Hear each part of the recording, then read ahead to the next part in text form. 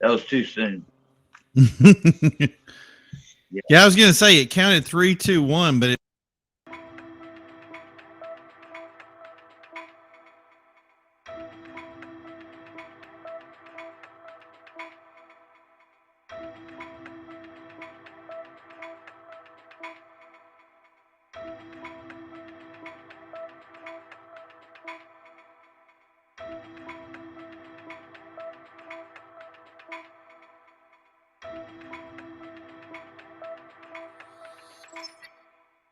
I'm thirsty. You're in the middle. you're back. No, here. We're here. We're not back. We're here. We're here, right? Like it, I don't know. Talk about a Mission Impossible, how to figure out how to use this app. But you figured it out, though. Yeah, well, you actually got, for all the iPhone users, you got to hold the link, and then it'll pop up on the bottom. Choose Safari, then choose Safari, and it'll actually let you go live. all right. Sergio, what's going on new with your car? Well, it's new. Gonna do a little bit of engine conversion on it, but that's about it for this season. And then the PT Cruiser is getting a lot of work done to it. I just haven't decided on what color yet to go with the PT Cruiser. Where is everyone else tonight? The night I come on live, no one else is on tonight? Well, we just started. Yeah, we just started, man. It was just a big little issue here. Yeah, well, me, I got Battle Alabama. I'm probably gonna wait till after then to do the swap. What was the name of the show in Alabama that you were talking about doing? Battle Alabama. It is Alabama. yeah, Battle Alabama. Alabama, I think it's called. Hi. Hi, Philip. And then I'm doing I'll be doing Syracuse. I'll be doing Race Wars, and I also be doing Battle of the Border. Mike Farrell, he throws a wicked show right there in Buffalo, New York. Nice. And then we also got Motorama last weekend of April here in Canada. It's gonna be a busy show season. Well, How are go ahead. Just everybody know I'm working on the March print as we speak, and right now we're gonna have World of Wheels from Pittsburgh, Pennsylvania. We're gonna have Clean Expedition in North Carolina, Freeze In from North Carolina, Blood Drag from Ocala, Florida, Eastbound Get Down from Florida, Lone Star Throwdown from Texas at the end of this month, Shriners Hot Rod Expo, which was going on right now in North Carolina. We got Cars on the Coast, Savannah, Georgia, that's coming up this end of this month. That's going to be in there. Mobtown Showdown in Alabama is going to be in there. It's City of Sign Show in North Carolina. Can y'all hear my dog? Yes, I can. I'm like, what is going on? That's why I was trying to laugh. He wants to play at this time. So. Good? Perfect timing. No, it's not. She wasn't doing it during like before, but now she's on it since we live. It's quite embarrassing when you want to go live and you want to talk to people. Right. Philip Gasper, it posted underneath there. Did that show up in here? Yeah, I can see it. All right. Why don't he come back on? Yeah, he's a real charmer. Yep. Philip, come on in here. Oh wait, sorry. If you got an iPhone, Philip, no, click the link. For the guys who couldn't figure it out, like me. Like, I'm gonna see if I can copy it and send it over to him. Yeah, I got to do the same thing with some of the people that want to come in. I figured. Oh, now I know how to get into you guys. So you're sending it to Philip now, aren't you? Julie. Yeah, I sent it. All right.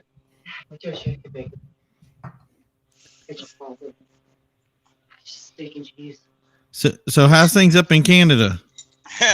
Other than we're in state of emergency Yes, exactly. Mr. Trudeau wants to be like his father. Yeah. Because everyone, there's a little history lesson a lot of people don't realize. In 1974, the truckers did the same thing under Pierre Trudeau's watch. They went to Parliament and did the same thing to invoke change in Canada. Yeah. But things are getting a little interesting. Yesterday, there was a couple of protesters trampled. Yeah, I saw. And then today they gotten to the point where they're smashing windows out on the trucks and physically removing people from their trucks right now. Yeah. And stuff. But we better not get on that topic because I could get my account froze and then my assets seized because under the Emergency Act, anyone who supports the cause can get their livelihood taken away from them. Well, the good thing is if people don't know, there is a bunch of live streams that they have. They pretty much run 24/7. That's covering right from the street. There's a couple of dudes that actually were covering it that got arrested. So, I mean, that's the thing is when you're done here, there's definitely stuff to watch about that. But it's really interesting. And I wanted to say, give a big shout out to David Morgan over there to say hi to him because I know he just said he's about to go get some dinner. So I'll talk to him later. He just sent a God bless Canada, so he had the flag, so that was pretty cool. They're doing what they have to do. March 5th. Hey, March 5th. You guys are about to have the same thing down in the States. Yeah, we are. California. They leave California March 5th, isn't it? Yep, that's right. I think they were trying to move it up a day because of something, but right now I'm just sticking to the March 5th date because I think it's going to take time for them to get over from there to here. So, you know what I mean? Because we're East Coast. Yeah, it'll be a while before they get up this way, but yeah, if they actually follow their logs. Right. Right. But otherwise, what's the temp like? Where you at? I say it's about 20 degrees Fahrenheit here. Wow. Yeah, we've actually been fairly warm here, which is in comparison. We got a snowstorm today. Funny enough, it wasn't a bad one, but then it went right back up to temp. So I'm hoping that we're going to get tomorrow. I'm hoping it's going to be like in the 40s. We got a build that we're going to be working on for a kit car. So I'm hoping that like I said, I'm hoping it's going to be clear enough tomorrow so we hit it up and it's going to be a good day. There you go. Look at that. Yeah, we got snowstorm last night too as well. Yeah. I actually got back last night at 2:30 in the morning. I drive truck myself. Yeah. Yeah. Yeah, I think you were trying to come in on the last one that we were doing, right? Yeah, I had issues with my iPhone. It was not letting me join on the chat last time. Yeah. That's the thing. So we had some, what do you call it? Learning curves that has to come with this new system, but I actually really like it and it streams really well. So it's definitely, you know what I mean? I love the structure of it. Well, for the iPhone users, you just got to hold the link and in the bottom will pop up. It'll say open with Safari and you click on open with Safari and you're good to go. Good. Well, I know that Phil right now is trying to get in. So he says he's working on it. So he's going to be back in a couple of seconds. I sent it over to, I want to say it's Low Life Standards, I think is the name of the crew that ran, they're running something. They wanted to come over today, but a lot of the big thing, Audrian in here in Mass, they had a big unveiling today of their new show display. They had a CLK GTR, they had a 1 in 15 Revington, so they had a lot of cool cars that they brought up. McLaren F1, a lot of stuff that they put on display today. It looked like a lot of Ralph Lauren's cars, so it was kind of weird that it was like, you know, you're seeing these things and you're like, wait a minute, a lot of these look familiar. So, but yeah, it was an actually good display, and you were seeing tons of pictures from it. I actually have to head to Cleveland, Ohio in 2 weeks to go pick up my new engine for the Fiat. Nice. What kind of engine? Well, I have a boosted engine in it now, but I only have it's only the turbo edition. I actually found an complete Abarth engine I'm putting in the car instead. Nice. That's been built, so I'm going to put that in instead. Do you know what kind of power you're going to be making, or? I'm aiming for about 275. Nice. Yeah. Well, and is it just a show car thing, or is it something you were going to put in a show, a race, or? Oh, it is a show car. It started as my daily because I Mhm. do have my PT Cruiser. Everyone knows me for my PT Cruiser. Right. I've had it for years. It's been to Dub Dallas. It's been to Dub Charlotte. It's been to Nopi Nationals. It's been to quite a few shows. I actually did it as a joke because the Canadian scene, we're a little too modified for the Canadian scene. Yeah. to put it in aspects. Like my car, they considered it wild in the States here. It's, I don't know. I just don't want to get into politics here about it, to be Right. truthful. No Well, politics. go ahead, Reggie. No, I'm just saying no politics. Yeah, right. Hey, Control Exactly. Freaks. And Control Freaks is join the station. What's up, buddy? And then he Oh, dropped. he dropped. Did Alan, he what mean to come in or what happened? I know. you scared him, Alan? He's spilling. You scared him away. What did you do to him? Oh, did we get Philip back? Was that what it was? Did he join too? I didn't scare him away. Oh, Oh, there he goes. Listen, I pushed the back button instead of the X, Ah, and it Even threw better. me all the way out. Too funny. All right. Well, I think we got everybody in the house now, right? No, Yeah. no, there's some more of us to come. Yeah. but we could get 10 people on here. Oh, getting that crazy? Yeah. Yep. So, Reggie, did you get my message? yeah, I got your message. Okay. So what we're Making trying to do is, as we're starting to go into other group pages right now, as of now, we want to let everybody know, huh? Sorry, I got a message all of a sudden. Yeah. As we're starting to go into group pages, Hold on, we're I'm still here. we want to let everybody know that we're here. We're open, hang out for anything mini truck related, low rider, rat rods, hot rods, basically anything car related. Trucks, whatever your fancy, if you're a car club or another car magazine, you're more than welcome to come in. If you're a business and you want to sell your product out there, hey, we might be a product we've never heard of. Hey, let's get some car club names out here. I'm Per Swift. What other clubs we got out here? I'm solo. You Okay, solo. you're solo? We're Ronins. Mhm. I don't know. I just that's, got another bag truck, so there you go. Have you thought about being in a club before? so I used to be an old school OG Freaks of Nature member. I was part of the New Mexico chapter for a couple years, and then I transferred to the DFW chapter, and I spent a total of 8 years with those guys. Nice. Great group of guys, super cool. Those are still the OG guys that are true to their roots. And then I actually ran the Western or the Oklahoma chapter of Forgotten Souls for 3 years. Yep. In my history, Nice. if people don't know, I ran Street Impressions in Canada.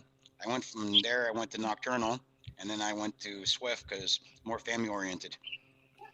Nice. Yeah, once I get my truck going the way I want to, I might go to another club. I don't know. Mm-hmm.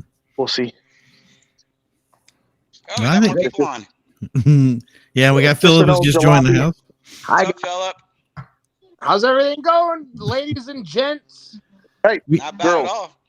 We have a weird No. introduction cycle here. Like most of the times, people just we start off the show kind of introducing. As everybody starts to flood in, we kind of do the introductions as we go along. So if you didn't miss it, that's Reggie in the middle there, the head of ECS, and I'm Primo, which is I do Executive Automotive Society. So if anybody else here that hasn't introduced themselves would like to, I would say go ahead and take your opportunity. I hope everybody came in last week and knows Phil, but there's nothing wrong with Phil introducing himself again. Who wants to go first? Well, I'm Sergio. I'm head of Swift Car Club, the Ontario chapter. And then we got Philip. You want to introduce yourself? Hi, I'm Phil. I'm what the fuck? Where are you located, Phil? Massachusetts. Girls, go play in your room. I'm the president and one of the founders of Silver City Stance. Hell I yeah. like my stance cars. Yeah, they're fun. Oh, what is that? What do we got over there? My daily. Yeah, but we got the flares going on there. What is that? That's what we see. That's what we need to be, Reggie. We need to be doing shows from garages. That's what it is. Everybody just kind of require people to do it next to their if I car. couldn't, here's the thing. I couldn't figure out my phone for the life of me. So it would have been in my office if I couldn't figure it out. And I figured it out. Did you put Shorty outside? I think it's time to put my dog out because let me tell you, he's There's my resume. lots of protein. Nice. No, not nice. Come on, you want to go? No, we're talking about. We're looking. See, you're standing up, Phil. You can't see the back thing. We're seeing a garage here, and you're seeing your dog. It just doesn't. Sometimes it doesn't equate out. You know what I'm saying? No. Well, at least he's not running naked with a Girl Scout cookie. Hey, Oh, listen, well, don't give him the time. Sooner or later, he will. Yeah, don't. Yeah, he'll once he gets those Girl Scout cookies in him, he's hard to control. But Sergio, with your club there, how long? Well, as he drops out. No, I'm here. Oh, there you go. Did you how long have your club been around? We've been in Canada for 5 years now. I had the privilege of starting a chapter up here. Like I said, my roots. Originally, I was one of the founders of Street Impressions Car Club in Canada. Yeah. And then I moved up to Nocturnal because I wanted to be part of a worldwide club. Right. Didn't like how the Canadian chapter was being run. So Andrew Williams and Razzo gave me permission to start a chapter up here. We did our probation and we're going on 5 years strong now. How many members do you have? We got about 20 active, 30 in total. Nice. Some guys are on leave of absence due to family reasons. Yeah. That's the thing. Do you see much? One thing we don't think we ever talk about with the car clubs is kind of the cycle or people who come in and come out. I mean, you have a good level of membership there with 20. How much do you see where people leave and then you have a new person come in? How do you have people that are kind of, in other words, they don't really dedicate to it, or people that come in and say, this isn't for me, that kind of thing? The thing.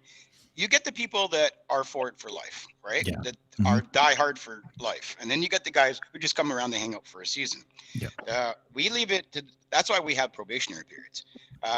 You hang out with us for 6 months. If you like us, you join, become a member, and then it goes from there. And if you have family, we all know family shit comes up, right?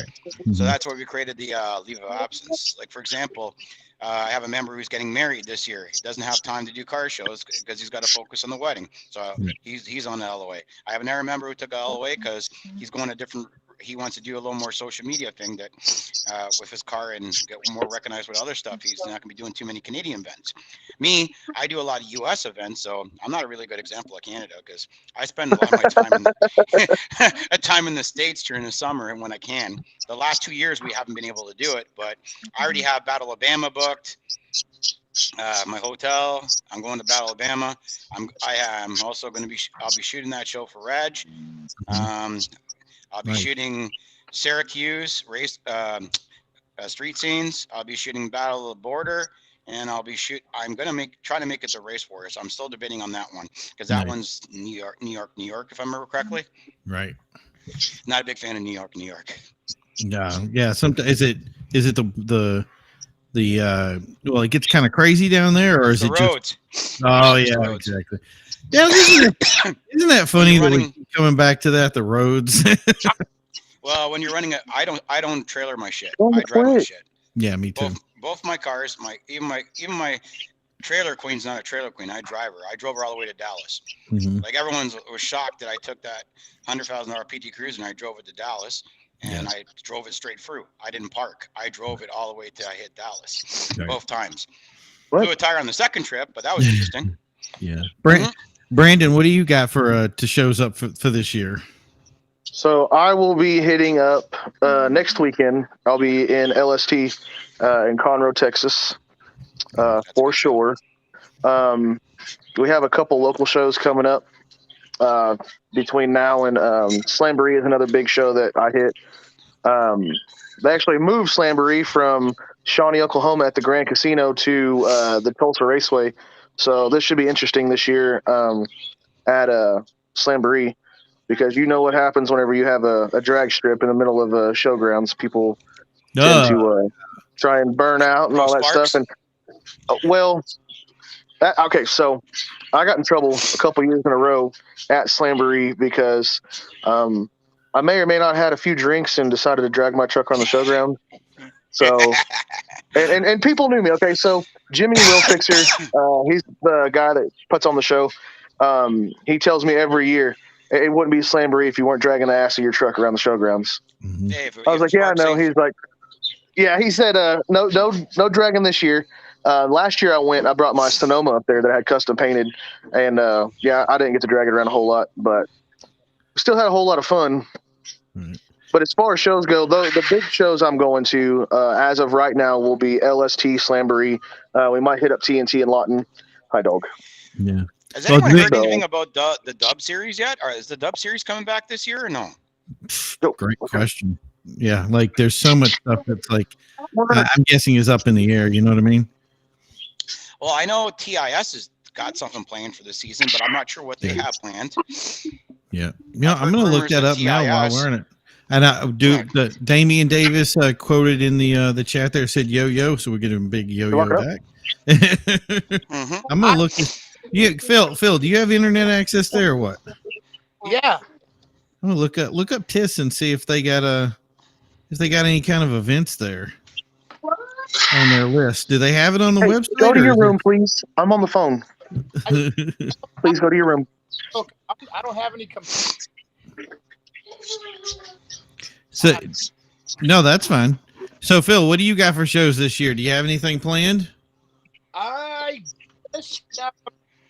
just spoke to a gentleman that has a very large parking lot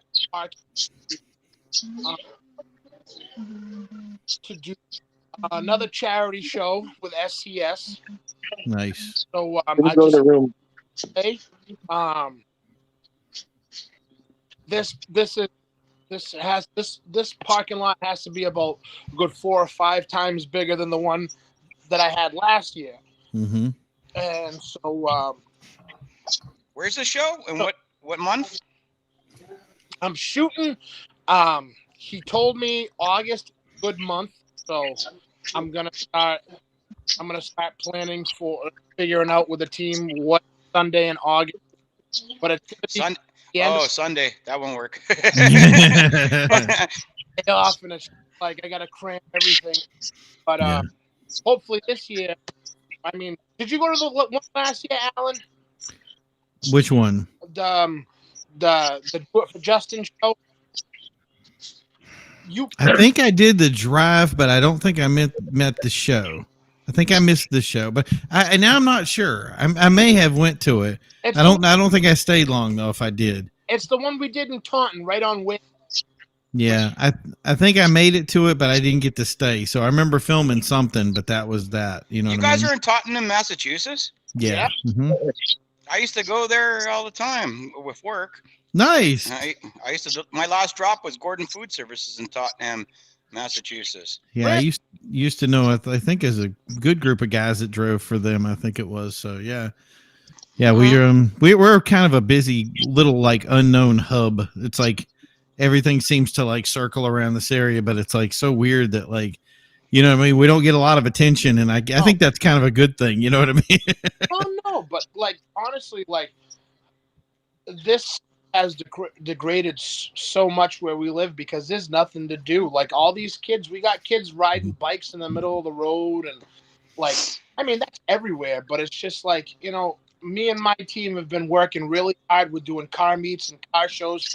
And have something to do on a Saturday night or a Sunday afternoon where they can go, their friends are not causing trouble and causing ruckus. Yeah, I want to give a shout out there to Vinny, my boy Vinny. He's awesome. Creeps Hot Rods on the Hill, Saturday of Labor Day weekend. That is a definite show you don't want to miss if you're a big fan of hot rods, low riders, anything that's like aftermarket, custom, that kind of stuff, especially old antiques. I got to ask him if that's specifically I think it's a pre-60s show. But yeah, I've never been disappointed going to that show. That show was amazing. So, but yeah, there was something I was going to say with that too. You were talking about that show thing. One thing that you did Phil leave for good? No, Oh, there you go. There. I'm here. Sorry. One thing I wanted to bring up too was something that you did that I think is kind of, so I guess we've forgotten about it, is that we used to do these drives. So it used to be, pre 1970. There you go, Vinny. Thanks. We used to do these drives for the kids with the birthdays and the stuff. Is there any plan for anybody here to continue that kind of trend where we drive to support kids in need or support kids with birthdays, that kind of thing? I mean, we don't have anything planned like the Cars for Kids group that work that I helped start and found. Mm-hmm. We kind of stopped because honestly, it got to the point where I was fighting, me and the guys were fighting with parents saying that their kids are sick, when they weren't, and it was a work day. It was 7 days a week we were packed on a work day. I tried to cram between 7 and 8 birthday parades, in a matter of 2 hours, and then on Sunday it would be anywhere from 17 to 20. So we haven't. The last one that we did was one that was for the little boy with cancer that you actually were there for. That's Alan. right. Yep. We streamed that. Yep. But that, I mean, everything's been coming back to normal, and everybody's having birthdays now and all that stuff. So there really hasn't. Don't jinx it by saying back to normal. Yeah. Right. There hasn't been a need. I honestly called it the Batman of birthdays, because we were there when you needed us, and now you don't need us. But it's kind of all right, we don't have to do it. You know what I mean? Yeah. Is who have a birthday party and need a birthday drive-by? Absolutely. And if somebody would reach out to me and might need their spirits because I will organize something to do a birthday parade for a child. But as of for everybody, no, because I said, everything has gone back to what one think is normal. Yeah. You know. What's up, Danny?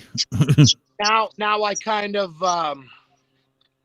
we've kind of, me and Silver City Stance we're kind of leaning towards charity causes where we'll help a family need. One that we're going to be doing is for Alan. The one that we're planning on doing is for the little boy Finn that we did last. Yes, right. Mm-hmm. This charity family and will be for him, and hopefully we can do some good in the world. You know what I mean? It's shit. Yeah. Sergio, did you guys see that kind of trend up in Canada too during the pandemic, or is that? Oh yeah, we had the birthday parades here quite a bit. We actually, while the cars were still out, before we put them in the hiding, there was a couple of us that did the birthday parades. Actually, September, we're actually in the process of talking to a major sponsor right now, and throwing a charity food drive for the food bank. Nice. Saga. We're in the process right now, ironing out the details. We're just waiting for confirmation on the funding, and then we'll be announcing the date. It'll be September 17th if everything goes according to plan. Yeah. If everyone remembers my old show, when me and a few others used to run Street Impressions, Northern Lights, that'll be the name of the show again, called Northern Lights. Nice.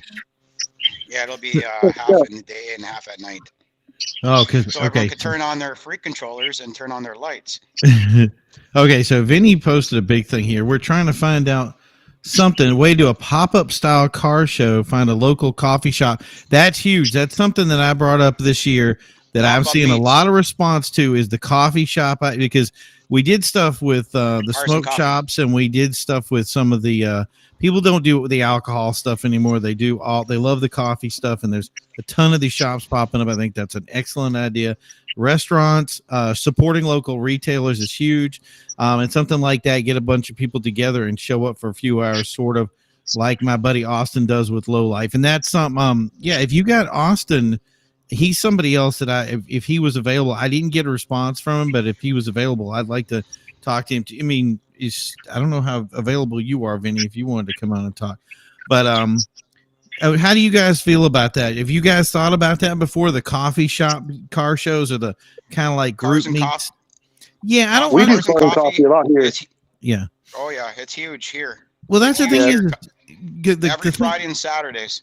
So with the Cars and Coffee, people kind of forget, like when Cars and Coffee started, and I remember it distinctly, was started in Irvine. It didn't start in like a place. It was in a back lot of some guy's place. And it was a very interesting event, to say the least. And it really was for people to hang out. It was not meant to be some big event. And then later on, it did kind of merge over to that coffee shop thing. So people came out. You went there. Some guys brought some donuts and coffees, and that really what it was is you sat and drank and did your coffee stuff. And then later on, it became, I forgot which manufacturer grabbed it and said, okay, we're going to do it here. Do you guys want to be sponsored? And that was it. And that's the thing is that's why I don't like using the Cars and Coffee name anymore, because I think it kind of takes away from that.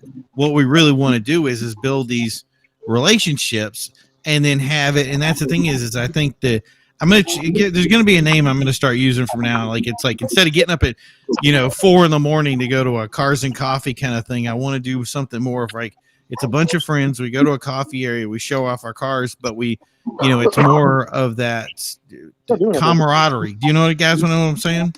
Oh, yeah, I agree with you, but there is some bad meats too. You got to realize it. Up here, we had some problems last year with street takeovers. You must have heard about that stuff down there.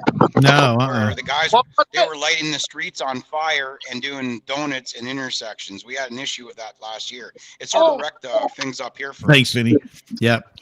You must have saw the videos on YouTube of the girl pouring gasoline on the road and lighting it up while guys are doing donuts in intersections. Send that. I want to see that for sure, man. Is that when that car caught on fire going near it? I don't remember. Honestly, I saw they were looking for the girl. They got the dude. He was from Brampton. Yeah. They caught the dude, but they didn't get the girl, the one with the jerry can who actually poured the gasoline on the road. But that's arson if they ever catch her. Right. Yeah. I mean, that's where we think it gets crazy in certain areas for our car shows, and then we hear stuff like that, and I'm like, I don't want to be the one to go to that car show. You know what I miss? Miss shows like North of the Border Bash. Costume Obsession used to throw this amazing car show in Kitchener, Ontario. It was a 2-day event. It was mini trucks, everything, lowriders, tuners, and the show was amazing. Yeah. And then God rest his soul, Mr. Nopi. His show was legendary. I happen to have be able to go to the last event ever under the Nopi name. It's a shame that show is gone. A lot of the good shows are gone. Or remember the Freak Show? That was one hell of a show. I wish that would come back. Yeah, Nopi. We still talk about that stuff, and it was so weird to hear like that stuff was all gone. Like, I'm like, what happened there? You know what I mean? So, but yeah, it's just time is time. So. What do you think? So if you guys had like one, and I know we come from a lot of different areas, if you had a one show that you kind of said stood out from anything else, and I want to ask Brandon this because Brandon's been quiet for a while. What's kind of your big show that thing you say this is the staple show? If anybody went to it, it's something from anybody in the U.S. would get on a plane and drive to check it out. I mean, in my opinion, I think Slamboree it's the biggest show in Oklahoma. Mm-hmm. I agree with you. Slamboree is one of the ones on my bucket list. Yeah. So the reason that they moved to the Tulsa Raceway is because we started running out of room at the casino. Mm-hmm. This last year we had our normal full parking lot that we normally have, and then they opened the side of the building for the casino or the hotel part, and then it wrapped around to the back of the hotel. And we almost ran out of room there, too. So I guess this year when Jimmy went up there to renew the contract with them, they said the show was getting too big. We had to find some other place to go. But listen, like there is some top-notch rides out there, and there's something there for everybody, whether it's classic, Euro, import, domestic, mini truck. When is Slamboree this year? It is the last weekend in January or July, the 29th through the 31st or 20, something like that. I'll have to double check. I made a little promise. I made a little promise to Jose, one of our club members down in Oklahoma, that I'd attempt to come down. So that's why I was curious when the date was. It's actually, I can look while I'm on the phone with you guys. Give me 1 second. Hold on. Can y'all still see me or Yeah, no? we got someone else online. Yeah, we can see you. Yeah, we got someone else Okay, online. perfect. Yeah, we Who's the had an gentleman in the invader. corner? What's up? Okay, so Slamboree this year will be July 29th through July 31st. Okay. So July 29th. Okay. So, yeah. Vinny says he misses the magnetic mini bash. I just, There's no, I want to go to SEMA, which I plan on going this year. well, Yeah, So I want to that's on everyone's wish list. SEMA is the show, right? Who here has been to SEMA? Never. Reggie's like the only one. No. Oh, Phil, did you go? No. But I'm planning to go on. my fingers are crossed for this year. Yeah. I've been Same with invited. me. I'm hoping. I worked with I did stuff with SEMA Sand, so that's there, and we said not to bring up politics, so I'm not. But that's basically their lobbying arm. So yeah, that's where with the SEMA Sand, we supported laws that are basically the RPM Act. Like I knew about the RPM Act back when it very, very, very first began. So I get pretty much an invite every year, and I'm sure it's an open invite. But it's one of those things. It hasn't come up to. I get everybody that I know goes, and they always have a good time. This last year was just we had a couple of dudes live stream from it that we featured on on one of my shows. And it was really good to talk to him. It was very electric oriented this last year. But I think it was a little bit, I think people were talking about being smaller than they were accustomed to. And it kind of makes me wonder how things are going to be comparatively when we come to this. Obviously, electric and hydrogen fuel technology is going to be something that they're going to continue to pitch and kind of get ahead of. We've already seen something. I think GM just put out a new hydrogen-based engine that they really are trying to hype up. So, but that's the thing is it's really one of those things of saying what new technology can they put out and put to SEMA and get the interest, if you will, for people to be involved in that kind of stuff. So I think people do want to go to these and still see, like they just we had in New Hampshire today with the big unveiling of the new whatever new model that the Vet has available for us now, which I got a lot of hype. So it's what's new. And then we had the Boston Auto Show, and that actually got canceled because there wasn't enough support for manufacturers. They didn't have enough cars to show. So it's kind of like this mixed bag about what people see. And I see more and more people that I talk to are leaning more into kind of the aftermarket and a little less saying things like SEMA and manufacturer oriented.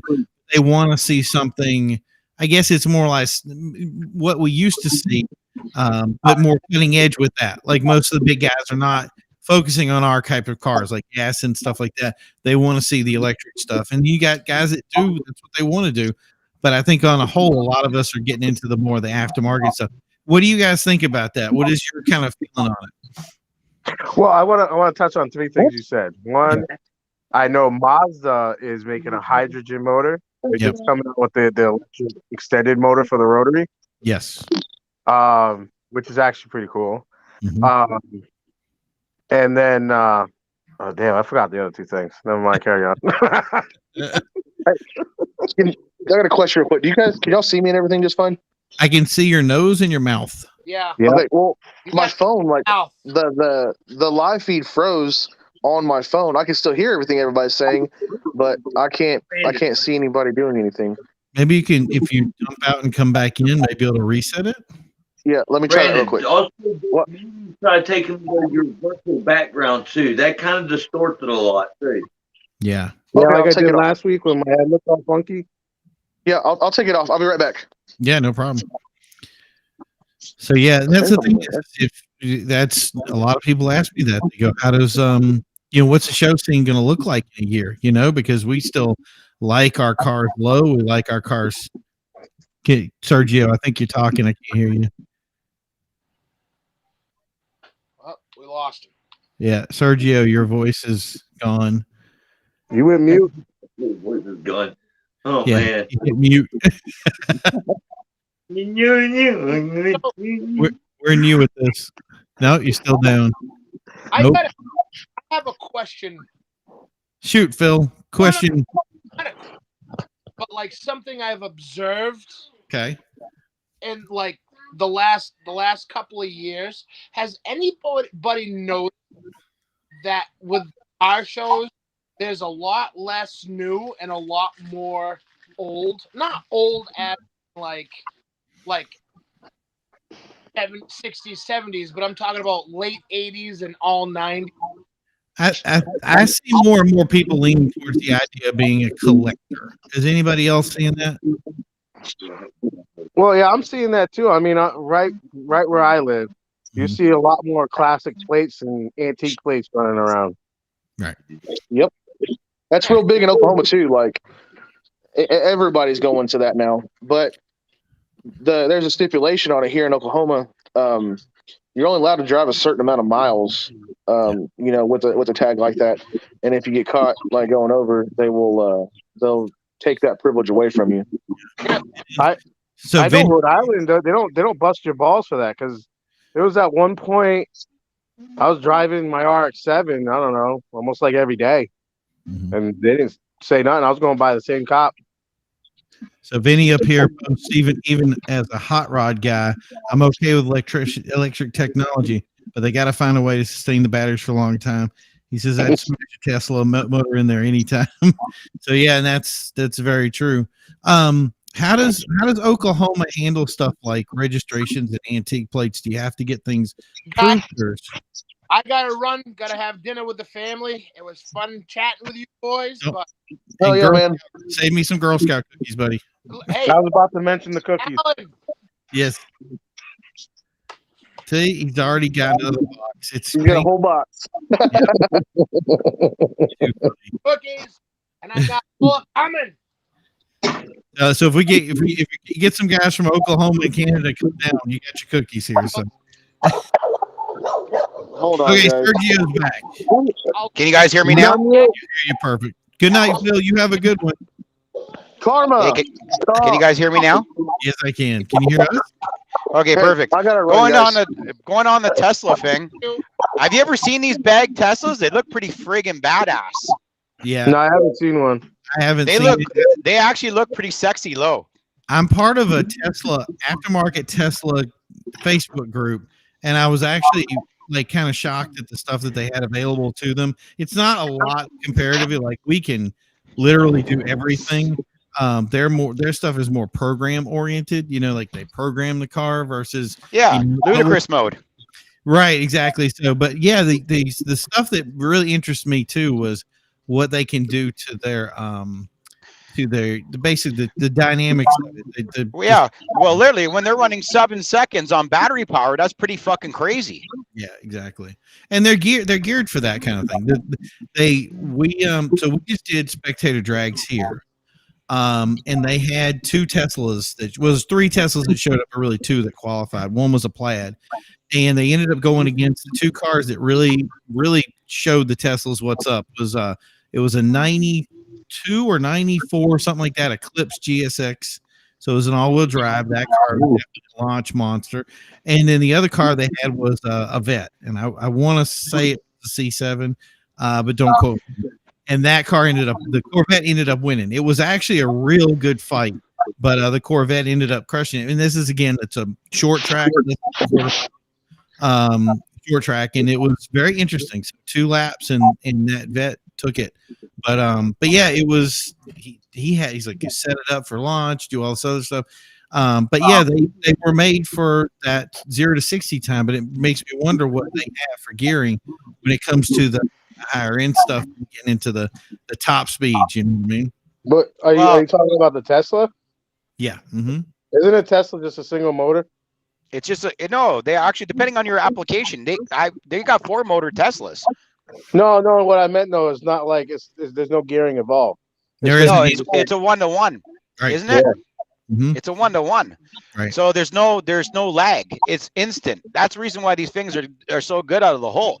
When you put a set of slicks on a Tesla, What? Look at that YouTuber who got famous crushing like 9-second cars with his Tesla. He smoked the GTR, a shitload of turbocharged Mustangs and shit. Ate them alive. He got known for it, and then he went on that TV driver show, whatever, on Discovery Channel, and he got humiliated by that girl. Yep. Mm-hmm. Yeah, and what was she driving? It was a Mustang, wasn't it? A blue Mustang, I think. But she earned her thing when she dialed it in at the end. If I'm watching the same thing. But yeah, big shout out to Juan Vargas there. What's up, buddy? Vinny, we put 200 horsepower. What is this? PHP in a car and make it streetable. It's okay in my book. The power curve is instantaneous. So yeah, he's got a point. Yeah, exactly. And that's the thing is it's in instant torque, which is really what makes those cars big. But there's a lot of other questions that come to mind with that. But so let's say you guys show up. And that's the thing is we're seeing them on. I really think that here they make an electric version of my car too, eh? My Abarth, they have an electric version of it. Yep. In Europe. Yeah, and that thing's a missile. Yeah, and that's the question. So are we going to start seeing these things, especially with the aftermarket available to it now? Are we going to start seeing these things in car shows now? Well, here's the thing. I'm still hesitant on the battery thing, but they're getting better with the battery technology. As the battery technology progresses, they're going to give gasoline a real fight for their money because you could buy a whole electric conversion cheaper than you could go buy that crazy new Chevy motor for. Yeah, and that's and get more horsepower.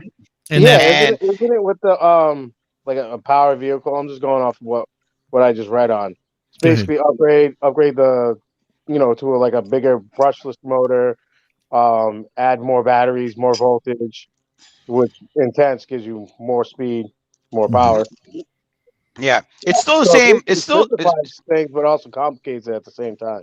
Well, I don't know about you, but playing electricity, that high voltage, I'd rather stick to gasoline. Well, no, that's what I'm saying. It simplifies things, but it makes it more complicating at the same time. Well, they're going to have to start separating these. I hate to say it, it's coming to that point in the technology. They're going to have to make a class for electric. Yeah, they have to. That's just a guarantee. Yeah. Mm-hmm. And you've seen racing leagues right now that have already done that. Well, for Ken Block to go to Audi, what's that tell you about the electric technology? Well, you know what? I kind of and Ford just released a bunch of electric technology before he left. For him to leave Ford, that was pioneering, was getting big on the electric. They had that electric monster that he was testing for them, and then go over to Audi. What's that tell you? Well, that's the thing. No, didn't Ken Block go to the Subaru? Because Audi. Yeah, he left for Audi. But the big thing is he left Ford, and that was the thing that was important. And that's the thing is I don't. And again, this is all stuff where I haven't asked somebody about it. But that's really what I want to do before I pass judgment on why he left. I have friends that have worked with him before, and the thing is that's why this is a very touchy subject that a lot of people don't want to talk about, and that's where I was like, I really want to pick his brain and go, why did you leave? There's probably an article out there somewhere where he said something. He left on good terms. He wrote about it. He left on good terms. His daughter's still running for Ford. But that's the thing is it still goes. Was there money that because Audi right now has got a lot of influx of cash, and they with all the brands that they've worked with right now, Volkswagen, all those areas, VW, Porsche, all those guys have made some huge moves and spent a lot of money to position themselves in a way that would make them, I want to say more, I don't know how to say it. They've had a lot of bad press. Then they want to get rid of it. So it's like, how do they do that? Ken is a great guy to put your name on it. And that's the thing is I don't think it was, I don't like Ford anymore. I think it was who had the deeper pockets here and was willing to put the money into it. And Audi's always had that four-wheel drive technology, their performance company. They want to be relevant. You know what I mean? What's that guy saying? Which one? I forgot the company. I forgot the company, but there's a complete drop-in that takes place if a Chevy small block drivetrain swap is an 800 horsepower electric motor based off Chevy. Yes. Chevy. Yes. It's Chevy. They released that at SEMA. Yeah. There's actually different battery option, different motor options for it as well, and it's actually cheaper than buying a small block Chevy conversion. Right. And I think that was what we were talking Yeah, I think you mentioned that earlier. Yeah, we mentioned that earlier. Yeah. It's based on the same system they're using on the on that new platform of theirs that they're releasing. If you guys haven't heard, the old Cadillac plant in Detroit's been turned into an electric facility. Wow. A huge electric facility. So I dropped some prototype parts off there. So many places now have just done away completely with their. But see, the more you see people drop away, and then this goes back to our collector thing again. Porsche, for instance. So I had my Hyundai Genesis, and I said I wanted to get a part for it. If I buy a part right now, my part is 3 weeks out. But my Porsche 944, which is an 86, I need a part for it. If I go to Porsche right now, I bet I can get that part in about 24 to 48 hours. That's how big Porsche is getting into these old antiques. They're not just them. It's guys like Lamborghini, Ferrari. All these guys are starting to focus on some of their old vehicles and being able to have access to parts to restore them. And I think that's something that everybody needs to get in, because you don't get as much. If they're moving to electrical, you don't have as much from the service area. That really leaves service areas to take care of older cars. I think that would be a benefit for us. Wouldn't you guys think that? Well, Chrysler's been doing that for years. Yeah. Well, I was going to say, I'm going with your thing. Like, Nissan, when I had my Skyline, Nissan came back out with their program where you can get all the way down to the smallest boat on your GTR to restore it. Yeah. Mazda's doing that now with their RX-7s. FCA Group's doing it. Anything that's under the FCA Group. So Ferrari, Abarth, Chrysler. What else? What else is under the FCA Group? You're going to get everything down to the 70s now again. Yeah, exactly. And that's the thing is, that I just see that as a positive. Like, remember when there was a time when we had parts that we were like, they don't exist. Where do we? Nissan was notorious for that too at one time because that was it a skirt? Was it a skirt? The time machine car. I can't get it off the top of my head right now. Oh, the DeLorean. The DeLorean. You can buy all the parts for the DeLorean now too.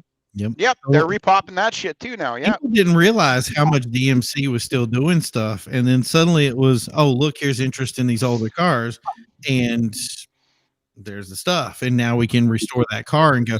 And the thing was, it's crazy. I've had at least 4 friends right now pick up DeLoreans from someplace and start rebuilding them and bringing them back, and I just think it's still expensive as hell, though, even all junked up. Yep, it's true. Have you ever tried to clean one of those things? Have you ever tried to clean the stainless on one of those things? No. It's not fun. When I was a video for that back in high school, when I was an apprentice, okay? Yeah. The guy I worked for had a DeLorean there. I had to hand polish that DeLorean with Autosol and like jeweler's cloths. Yep. It took me fucking 3 weeks to do it. That was not fun. I'll still remember. That's why I hate DeLorean. But they're beautiful when they're all cleaned up. Right. And he dropped, back then, it was unheard of. He put a V8 in it. Yeah.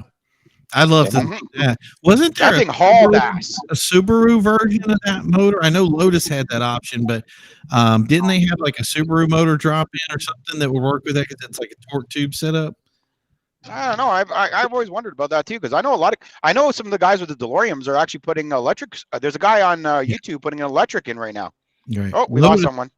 The Lotus ones was crazy. Like, for instance, those old Lotus Esprits, they always had very bad issues with their motors. And that was the thing is we wanted to see that people wanted to see some way of putting that motor back and saying, what can you do with it? And sure enough, they brought it back and said, hey, these Subaru motors, they fit right in with this certain thing. So they made this kit and it just bolted right up. And we had 2 or 3 guys do that locally. But that thing is I haven't seen any Lotus stuff yet for a while. And then all of a sudden last year, at the end of the year, we started seeing Esprits out there. People had collector cars that were selling, but most at the dealership level. So I'm not sure. And that's the thing is now becoming collector cars. Are people actually going to drive them? You know what I mean? Well, isn't it scary? A 2002 is now over 20 years old. Yeah. Mm-hmm. My PT Cruiser, Try getting parts for that. That was a mission impossible. When I first started building that car back in 2002, you couldn't get nothing for it. Suicide doors were $8,000. Yeah. I built my own. You know what I mean? It was one of those. Lamborghini doors were $5,500 USD. You know what I mean? Yeah. It was crazy. Well, I'm going back with how you could build older cars now, because right now I'm restoring a '53 Lincoln, and this thing I can get popped everywhere, even down to the rug. And I'm like, what? That's easy. Right, yeah. That's nice. Yeah, and that's the thing is I'm actually betting that there's going to be, like, remember when 2000 to 2004 there was a point when we literally could get a part for anything. Like the Fast and Furious era was like, if you wanted something for a Acura, if you wanted something for an old car, any Mustang and any Camaro or Trans Am at the time, we could get stuff for it. And then that kind of died out. Like I don't want to say the bottom fell out of it, but there was like the support thing changed a lot, and then BMW kind of made their flex in, and then everybody wanted, you had that battle with the BMWs and everything. But that's the thing is now I see it coming back. I see this point where, hey, we're going to get more and more stuff that's coming in and influxing in parts, and these cars that we're like, hey, you know what? I couldn't do anything with that before. I just think that's going to be huge, because everything internal combustion is past. It's in the past. So you have to, and then what's going to become collector? What's going to be, hey, I don't want to touch my vet because now it's a collector car. It's worth $20,000 more than I paid for it, Well, look at the crazy dollars pickup trucks are holding right now because of the shortage of trucks. Right. See, so that's what I'm thinking. A lot of this, people now restoring their cars, I think it has a lot to do with COVID, because people are finding out it's cheaper to restore or modify your vehicle you already have, even though it's older, than going out and buy a new car, because now they're jacking the prices all up. Even used car prices are jacked the hell up to almost new cars before COVID. That's gonna be. I want to do some number crunching with that too, because I think you're actually right about that. You're saying, well, if you look at Facebook Marketplace, for example, right now, you go look at the prices on some of these used cars. Like a fucking '90s pickup truck is almost $20,000. People are asking for it. You know what I mean? Yeah. I remember when you could get a C10 for under $5,000. Yeah. Remember those days? Yeah. Now, good luck. Oh, these days it's gonna, and the thing is, and I said it's gonna get worse. It's not gonna get better. It's gonna be, there was first, like you were saying, there was a starvation of vehicles. Everybody started wanting to get into this collector thing. That was the replacement, and now you have starvation on top of. Now this is the only thing. If you don't get a car with this, you don't get anything else. And I think that is just going to drive prices up even higher, and people are going to start looking for cars. I've already seen this happen, by the way. I know collector dudes that are doing it, driving out to Texas, driving out to all these different areas where they can find these cars that have been, like, it's very tough to do. Like Massachusetts, we don't do a lot of collector stuff up here because there's salt, and we have things that get into it and destroy the undercarriages, get rust and stuff. But when it comes down to places you go in the middle of the desert, man, here's a car that, like, it ain't never seen water. So you get a car like that, it doesn't take as much to restore it, and you can sell it anywhere. And no matter how much money you put into it for parts, you're going to make, some guys making hundreds of thousands. Barrett is going to be the next big thing, Well, I look at these guys who've been sitting on cars out in Alberta and in BC, sitting on fields and fields of old classic cars. Well, for a prime example, Discovery Channel, Rust Valley Restorers. He's got over 300 rare cars sitting in the field. Yep. He actually put the whole business up for sale because he was in the black for a while. It's just crazy, the value. Like even the older pickup trucks, older cars, like it's harder to get into it, but because the value of the vehicles have got, like, dude, I've seen back a few years ago you could get an old international pickup truck for like $3 or $4,000. Now it's like $20,000 for a rotted shell. Have you guys worked with anybody that's like shops or anything? Have you noticed how hard it is to find a repair tech right now? Yeah. There is a tech shortage. You are right about that. And it also has to do with COVID. Yeah. A lot of the shops up here were closed. Mm-hmm. Like dealerships were closed. Yeah. It was you had to set up an appointment for repairs and stuff like that. Yeah, we had people that were open, and we just couldn't get anybody to work. Like it just was like they didn't want. And No one want to work. Yeah, they didn't want to They work. want that free money. Hey, when you're getting a certain money to sit on your butt at home for the month, and you start up your own little small business, why would you want to work for someone else when you can start your own small business? Exactly, and that's the thing is we've seen an influx of businesses, but they're all having. I don't want to say it's been difficult. It's been hard to find people that really. If you're doing your own work, you're doing fine. If you have somebody else that's doing it with you, it starts becoming you know what I mean. So, and that's the thing is what happens is this person opens their shop, they immediately get this influx of buyers, and all of a sudden they're like, hey, I need to hire this backup stuff, and it just goes south. You know what I mean? So, yeah, and, employees make or break a business too. I've seen a lot of shops that were heavy hitters back in the day go in the crapper because of employees. right. You know what I mean? Or mismanaged. A lot of mismanagement will shut down a business too as well. We had some good customizing shops back in the day in Ontario that only a few of us old guys would remember them. Like, you guys must have remembered a shop called Underworld. No, They were on the Discovery Channel, for frig's sakes. no. Where was this at? Underworld Customs. They were out of Burlington. No. They were on TV and everything. They were like one of the first shows in Canada that was based on a shop. Nice. Look, he's probably over there looking it up right now to see what he's talking about. Right. Yeah. Reggie, you looking it up? The Underworld. They built some heavy hitter mini trucks out of that shop back in the day. Yeah.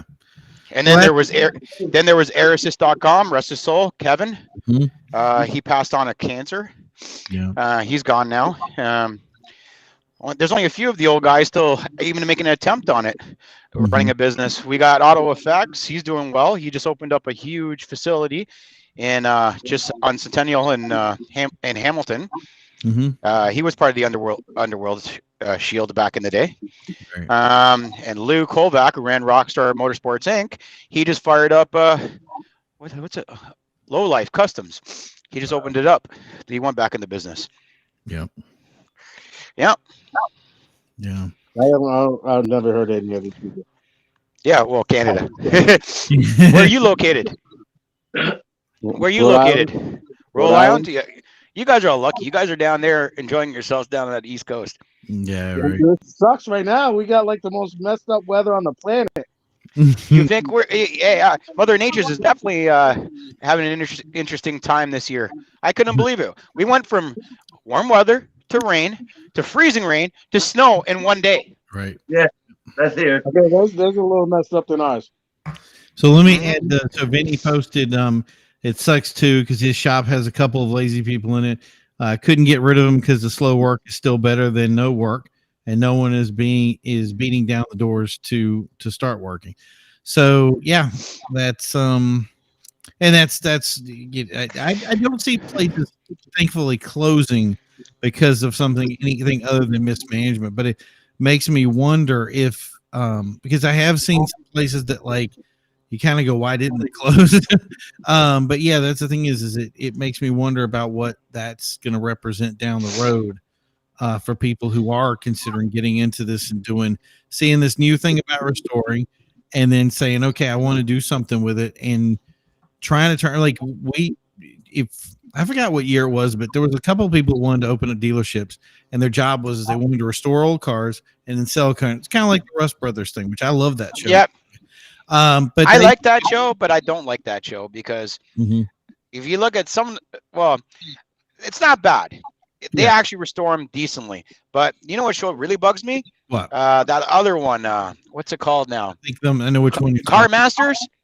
Yeah, I don't know. There's one over there that I haven't really got into it, but I get a lot of complaints. Okay, look at the 64 Impala. Look at the orange peel in that car he sold for that kind of money. Right. It bugs me every time I see it. Every time I see it, it bugs me.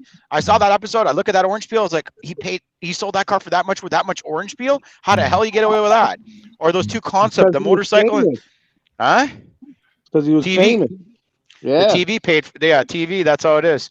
Yeah, but if you look at some of these other reality shows like Orange County Choppers, their bikes actually look like they did on TV. They actually look identical. But they're not rideable. They're uncomfortable. True. But is Can't there a ride those future? things. Is there a future? Do you think now? Because like I said, it couldn't have been done in the past, but now is there a chance for what do you call it? For them to be able to say, I'm going to go from tuning to selling, like restoring or whatever. Reggie, Yeah, but Vinny wants you to talk, buddy. But yeah, that's a whole different animal you're trying to get into. But and then you're gonna realize that going from tuning to going to restoring a car and trying to sell it, you need to find the right people. You're gonna need the funds to even restore this car, and hopefully you can even sell it for a profit and not have all this money tied up. It is. It's when a crazy going to business. tuning, it's a lot quicker. I don't say quicker process, but it's quicker than restoring a car, and it's easily more available. Granted, all the older stuff and restoring cars is becoming a lot more available. But even then, you're going to dive into something that you literally have no clue about, and then you're going to run around trying to figure it out. And it all comes down to you spent all this time, practice, and everything else building and tuning, sports cars, race cars, stuff like that, to now restoring something. Because, like I said, even with this '53 Lincoln, I'm running in the crap. I'm like, what the hell is this? How am I even supposed to get in there? To now trying to change a whole process and waste a bunch of time into something that probably going to get you money maybe later in the future, because now you got to run around and try to snatch up all these cars that everybody else is doing, and they're not going to go for cheap because it's going to catch on. So I think it might even itself out, but I don't think it's going to be more of a thing. I agree with you. Restoration is a gamble. Restoration is one hell of a gamble, because you got to build that car on the basis that a couple of people are going to like it and want to buy it for that $1 you sell it for. When you're building for your personal self, your car is got your personality in it. You get what I mean? When you're building for someone else, like unless you get into this where you got a client comes in and says, I want this car built, find me this car, build this car, like Ken Diggett Designs. You get what I mean? But then again, you need to now get your name out there for being known to restore these cars, which is another big hurdle you're going to have to try to get over, because now you got to build that portfolio, which is going to again be difficult. I want to have a portfolio in tuning and building race cars. Reggie, I want to. Vinny wants to hear your input on that. Let's hear what you got, Reggie. Okay. Can you hear me, Reggie? Wait, I'm gonna fart. Oh my God! That's your answer to that, right? That Reggie? was good. Very strong intro there, Vinny. Now you know why. So, no, go ahead, Reggie. No, that's not the reason. I'm just sitting here listening to all the conversations. I mean, and trying to figure out these weird comments that's coming up on YouTube that pop up in the chat thing. And I'm like, they're spam stuff. Just get rid of them.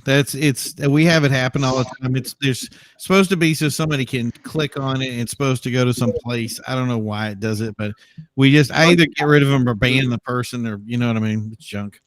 The one right before Vinny had me cracking though, because as I glanced at it, I guess I'm too tired. Actually, he asked me if I wanted rum today. I didn't catch that one. I missed that. London. It says bum.today, but when I glanced over, I'm like, hey, someone's offering me some rum.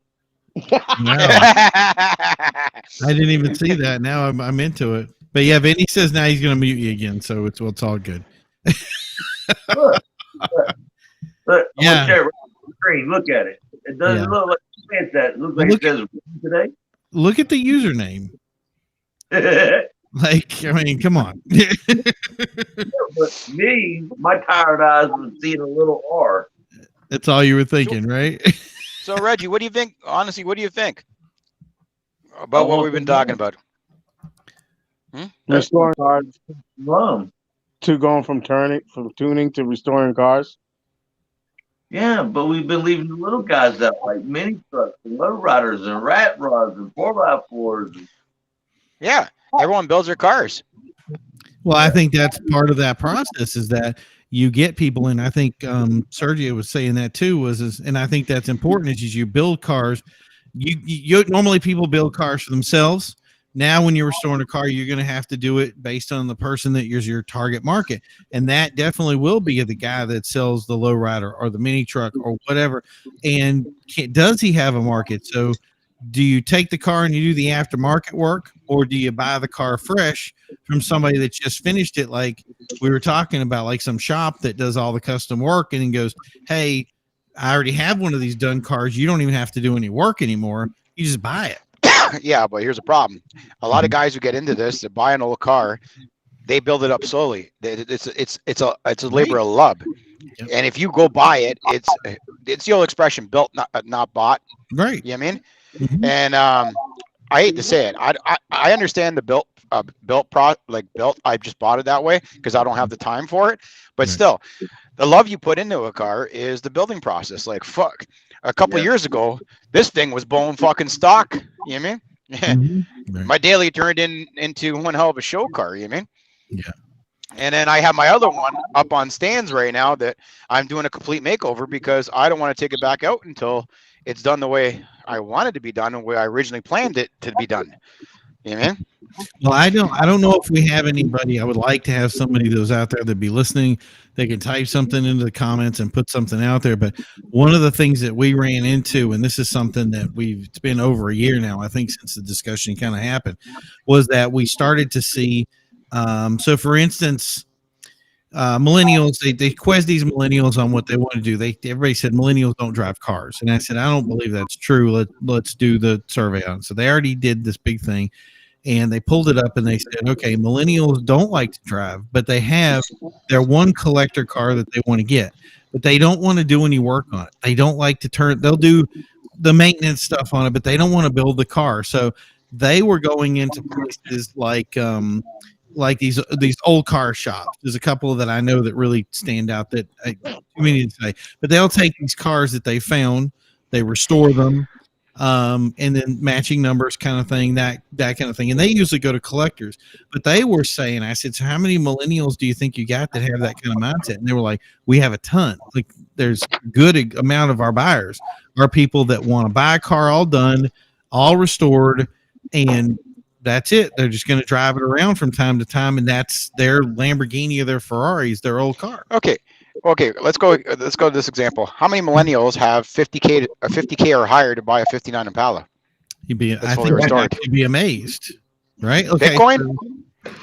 But see, the thing is, I think a lot of that stuff is I don't think we can minimalize it that way. We can't think that there's a generation of people that have no money. That doesn't make sense.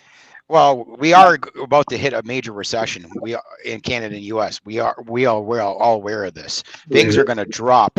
Fuel costs are going for the roof. Everything's going for the roof, and the middle class is getting poorer. It's going to come a point where something's going to break.